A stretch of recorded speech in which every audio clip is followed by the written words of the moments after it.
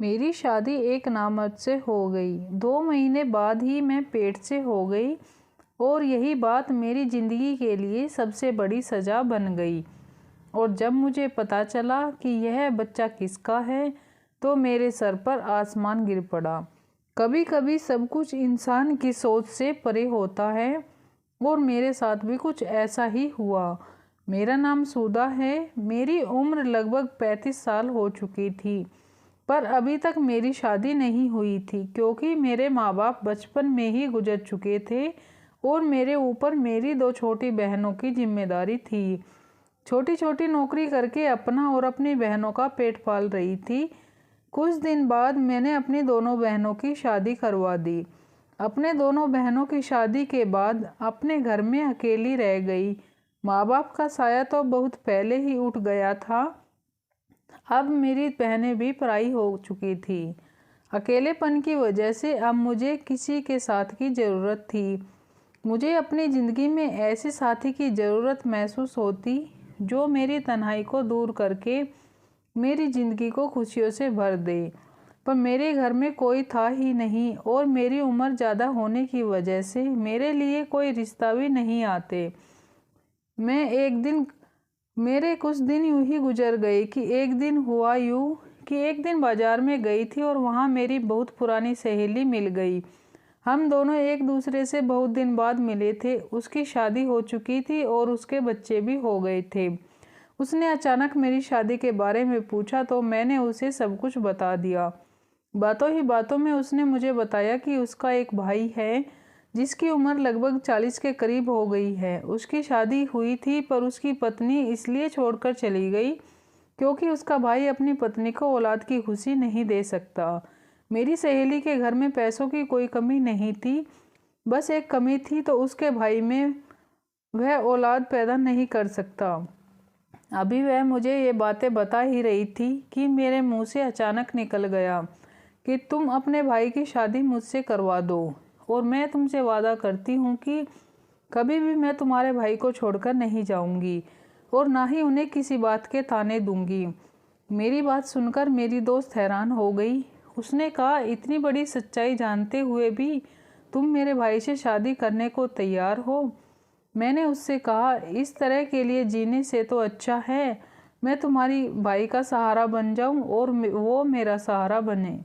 आखिर मैं कब तक अकेले रहूंगी? मेरा हाल तो ऐसा है कि अगर मैं मर भी जाऊं तो किसी को कानो कान खबर नहीं होगी। मेरी सहेली मेरा फैसला सुनकर तो बहुत खुश हुई क्योंकि उसके घर पर किसी औरत की ज़रूरत थी। उसकी माँ बहुत पहले ही गुजर चुकी थी। उसका भाई अपने बूढ़े बाप के साथ रहता था। उसने कहा, ठीक है, मैं ये बात अपने भाई से पूछकर बताऊंगी। वैसे तुमसे शादी को पक्का ही समझो क्योंकि मेरे भाई को तुम्हारे जैसी किसी साथ की ज़रूरत है। 1 से 2 दिन गुजरने के बाद मेरी सहेली मेरे घर आई। वह बहुत खुश थी। उसने कहा, भैया शादी के लिए तैयार है पर उनकी एक शर्त है। मैंने घबराकर पूछा कि क्या शर्त? उसने कहा, बस यही कि उसका भाई यह चाहता है कि दुनिया को उसके नामर्द होने की बात कभी ना पता चले। मैंने कहा, बस इतनी सी बात? तुम और तुम्हारे भाई इस बात के लिए बेफिक्र रहो। मैं भला क्यों दुनिया को बताने जाऊंगी कि मेरा पति नामर्द है।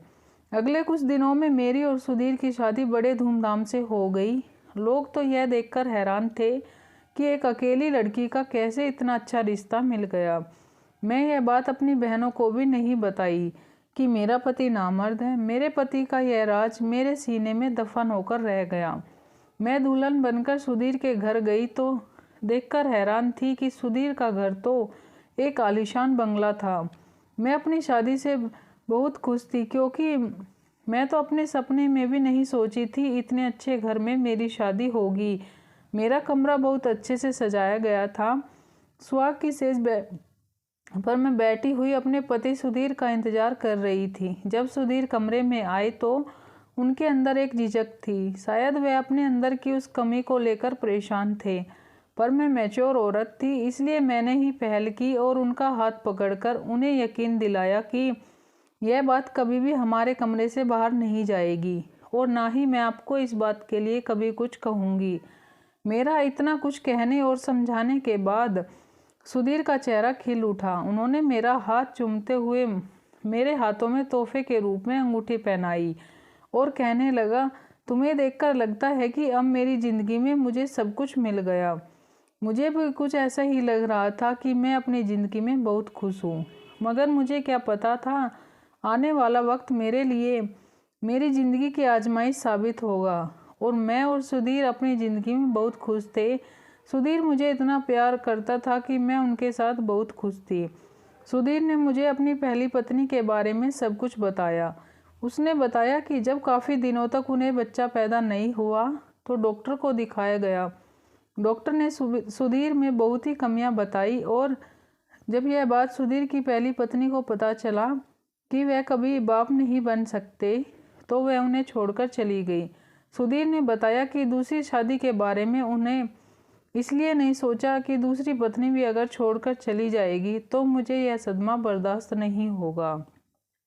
लेकिन मैंने सब कुछ जानते हुए इस शादी की ख्वाहिश का इजहार किया था, इसलिए उन्होंने मुझसे शादी की और मेरे दिल में भी बच्चों की तमन्ना थी। पर मुझे यह बात बहुत अच्छे से पता थी कि मेरा पति मुझे औलाद नहीं दे सकता, इसलिए मैंने औलाद की ख्वाहिश को अंदर ही मार दिया और सुधीर को यकीन दिलाया कि मैं आपसे कभी बच्चों की ख्वाहिश नहीं रखूंगी। दिन गुजरते गए। सुधीर के घर में अपनी जगह बनती जा रही थी। मैं सुधीर और उनके पिता की खूब सेवा करती। शाम के वक्त हम सब एक साथ बैठकर चाय पीते। सुधीर को ऑफिस से आने में लेट हो जाता, इसलिए मुझे बोरियत महसूस होती तो मैं अपने ससुर जी से बातें करती। उनका भी दिल बहल जाता और मेरा भी वक्त गुजर जाता। मेरी शादी को 2 से 3 महीने गुजर चुके थे, पर कुछ दिनों से मुझे महसूस हो रहा था कि मेरी तबीयत कुछ ठीक नहीं है। एक दिन हम सब खाने की टेबल पर बैठे हुए थे, तभी मुझे अचानक से चक्कर आ गई। मैं गिरते गिरते बची। मेरी हालत देख सुधीर ने कहा, लगता है तुम कमज़ोर हो गई हो, अपने खाने पीने का ख्याल तो रखती नहीं हो। ठीक है, खाना खाने के बाद हम तुम्हें डॉक्टर के पास लेकर चलेंगे ताकि तुम्हें डॉक्टर कुछ ताकत की दवाई दे दे और तुम खाना अच्छे तरीके से खाने लगो, तुम्हारे अंदर की कमजोरी भी दूर हो जाए। मैं डॉक्टर के पास नहीं जाना चाहती थी, पर सुधीर ने मेरी एक न सुनी। वह फिर ऑफिस जाने के बजाय मुझे डॉक्टर के पास लेकर चले गई। डॉक्टर ने मेरा चेकअप किया और चेकअप करने के बाद जो कहा उसे सुनकर तो हम दोनों पति पत्नी सन रह गए। डॉक्टर ने बड़ी खुश होकर यह खबर सुनाई। खबर सुनते ही हम दोनों के चेहरों की हवाइयाँ उड़ गई। मैं और सुधीर बहुत ही अजीब नज़रों से एक दूसरे को देखने लगे, क्योंकि मुझे और सुधीर को यह बात बहुत अच्छे से पता थी कि सुधीर कभी बाप नहीं बन सकते। तो फिर यह बच्चा किसका है? आखिर मैं प्रेग्नेंट कैसे हुई? डॉक्टर के हाथ से सुधीर ने रिपोर्ट ली और बिना कुछ कहे बाजू से मुझे पकड़कर गाड़ी तक ले आए और इतनी तेज़ रफ्तार में गाड़ी चलाई कि मेरी चीख निकल गई। मुझे भी कुछ समझ में नहीं आ रहा था आखिर हो क्या रहा है। हम दोनों घर पहुँचे तो मेरे ससुर जी ने हमारे इंतज़ार में बाहर बैठे हुए थे। हम दोनों को घर आते देखकर फिक्रमंदी से पूछने लगे, अब बहू की तबीयत कैसी है? डॉक्टर ने क्या कहा? सुधीर के गुस्से पर हाथ था। उन्होंने गुस्से में कहा कि आपकी बहू प्रेग्नेंट है, जबकि यह बात मुझे अच्छे तरीके से पता है कि यह बच्चा मेरा नहीं है। सुधीर की बात सुनते ही मेरे ससुर जी कहने लगे, तुम ये कैसी बातें कर रही हो? हॉल में पड़े सोकर उठ गई, क्योंकि मुझ में इससे ज़्यादा बर्दाश्त करने की हिम्मत नहीं थी। मैं बेकसूर थी, लेकिन मेरा पति चीख कर मुझे बेइज्जत कर रहा था। सुधीर की बात सुनकर मेरे ससुर जी गुस्से में कहने लगे, थोड़ा सोच समझ कर बोल, और इस तरह अपनी पत्नी पर इल्ज़ाम लगाने से पहले कुछ तो शर्म करो। अपने ससुर की बातें सुनकर मुझे थोड़ी हिम्मत मिली और मैंने रोते हुए कहा, मैं नहीं जानती कि यह बच्चा मेरे पेट में कैसे आया, लेकिन मैं इतना ज़रूर जानती हूँ कि आपके सिवा मेरी ज़िंदगी में कोई नहीं है। सुधीर ने गुस्से में कहा, तुम तो चुप ही रहो। आज मुझे समझ में आया कि आखिर तुम्हारी शादी क्यों नहीं हो रही थी, और तुमने मुझसे शादी इसलिए की क्योंकि तुम्हें अच्छे तरीके से पता था मैं कभी बाप नहीं बन सकता, इसलिए मैं तुम्हारे हर जुर्म को बर्दाश्त कर लूँगा। लेकिन तुम गलत थी, क्योंकि मैं इतना बेवकूफ़ नहीं कि किसी और के बच्चे को अपना नाम दूँ। इसलिए बेहतर यही होगा तुम अभी और इसी वक्त अपना सामान उठाओ और यहाँ से चली जाओ। मेरे ससुर जी ने सुधीर को समझाने की बहुत कोशिश की, पर सुधीर गुस्से में पागल हो चुका था। वह बहुत ही जाना और समझाने को तैयार नहीं था। सुधीर ने गुस्से में मेरा हाथ पकड़ा और आधी रात को मुझे बाहर निकाल दिया। मैं रोती हुई अपने घर वापस आ गई। मेरा और सुधीर का रिश्ता जहाँ से शुरू हुआ था शायद वहीं पर ख़त्म होने वाला था। यह सोचते सोचते मेरी तबीयत बिगड़ रही थी। मुझे अभी भी सुधीर की परवाह थी, क्योंकि वह उसे बहुत प्यार करती थी। मैं सारी रात रोती रह गई और रोती रोती न जाने कब मेरी आंख लग गई। मुझे पता ही नहीं चला। मेरी आंख उस वक्त खुली जब दरवाजे पर किसी ने दस्तक दी। मैंने दरवाज़ा खोला तो सामने मेरी नंद खड़ी थी। रोते हुए गले लग गई। रोती रोती उसे सब कह रही थी कि मैं बेकसूर हूँ और मुझे नहीं पता कि यह बच्चा मेरे पेट में कैसे आया। मेरी सहेली, जो कि मेरी नंद भी थी, वह मुझे समझाते हुए कहने लगी, तुम चिंता मत करो, सब कुछ ठीक हो जाएगा। मेरी सहेली मुझे समझाकर चली गई। मुझे अपनी सहेली की बात पर बिल्कुल भी यकीन नहीं था। आखिर यह सब ठीक कैसे कर सकती थी। बहुत सोचने विचारने के बाद मेरे दिमाग में यह बात आई, कहीं मेरे ससुर ने मेरे साथ कुछ गलत नहीं किया, क्योंकि शादी के बाद मेरी ज़िंदगी में सुधीर के अलावा कोई मर्द था तो वह ससुर जी थे। पूरे दिन रात वही मेरे साथ रहते थे। कभी कभी सुधीर को ऑफिस से घर आने में 12 बज जाते थे। रात का खाना खाने के बाद मैं अपने कमरे में जाकर सो जाती थी तो मेरे ससुर जी मेरे साथ। यह सब सोचते ही मेरे रूह पर रोंगटे खड़े हो जाते। उनके ऊपर प्यार जताना और हद से ज़्यादा ख्याल रखना आज मुझे खटक रहा था। इसी सोच विचार के साथ किसी तरह मैंने एक हफ्ता गुजार दिया और गुजरते दिन में भगवान से बस यही प्रार्थना करती कि भगवान मुझे बेकसूर साबित कर दो और मैं अपने पति के साथ दोबारा अपनी ज़िंदगी शुरू कर सकूं। मेरी दोनों बहनें अपनी ज़िंदगी में ऐसी मगन थी कि उन्हें मेरी जरा भी परवाह नहीं थी, जबकि उन्हें मैंने माँ बाप की तरह पाला था। एक हफ्ते के बाद जब मेरी नंद मेरे पति सुधीर के साथ मुझे लेने के लिए मेरे घर आई, सुधीर को दरवाजे पर देखकर मैं हैरान रह गई। मुझे कुछ समझ ही नहीं आ रहा था कि आखिर सुधीर मुझे लेने आए कैसे। लेकिन मेरे लिए तो बस इतना ही काफ़ी था कि मुझे दोबारा सुधीर की ज़िंदगी में शामिल होने का मौका मिल रहा है। मैं बिना कुछ पूछे उन दोनों के साथ गाड़ी में जाकर बैठ गई। घर पहुंची तो मैंने देखा घर को बहुत अच्छे तरीके से सजाया था और मेरे ससुर जी ने बहुत खुशी मन से मेरा स्वागत किया। यह सब देखकर मैं हैरान थी कि आखिर यह सब हो क्या रहा है। मेरी सहेली ने बड़े प्यार से मुझे गले लगाया और मुझसे कहने लगी, तुम्हारा बहुत बहुत शुक्रिया है कि तुम्हें मुझे बुआ बनने का मौका दिया। मैंने हैरत से एक नज़र सुधीर पर डाली तो सुधीर शर्मिंदगी से नज़रें झुकाए खड़े थे। मेरी सहेली यानी मेरी नंद मुझे सच बताने लगी कि पापा को तुम्हारे ऊपर विश्वास था कि तुम एक अच्छी लड़की हो, तुम कभी कोई गलत काम नहीं कर सकती। यह सब सुनने समझने के बाद भैया फिर दोबारा उस लेडी डॉक्टर के पास गए, वह जिसमें पहले कभी उन्हें बताया था कि वह कभी बाप नहीं बन सकते, और डॉक्टर ने भैया को देखते ही पहचान लिया।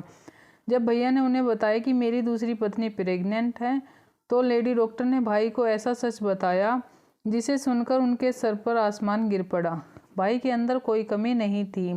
उनकी पहली पत्नी भाई के साथ रहना नहीं चाहती थी, इसलिए ऐसी दवाइयाँ इस्तेमाल करती थी कि वह कभी प्रेग्नेंट ना हो, और भाई पर झूठा इल्ज़ाम लगाकर छुटकारा पाना चाहती थी, और इसलिए उसने पैसे के दम पर झूठी रिपोर्ट भाई की बनवाई कि कभी बात नहीं बन सके। यह सब होने के बाद भी दिन रात भाई को नामर्द होने का ताना देती थी, इसलिए तंग आकर भाई ने खुद ही उसे तलाक दे दिया। मेरी सहेली ने यह सब मुझे बताकर फिर से सुधीर की ज़िंदगी में मुझे आने का मौका दे दिया।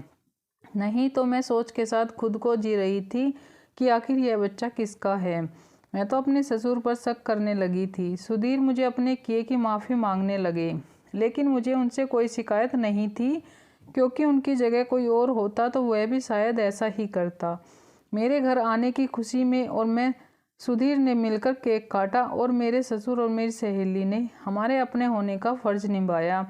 मेरे ससुर ने मेरे सर पर हाथ रखकर मुझे बहुत सारी दुआएं दी, पर दिल ही दिल में शर्मिंदगी महसूस कर रही थी कि कुछ लम्हों के लिए सही, पर मैंने अपने ससुर के ऊपर शक किया।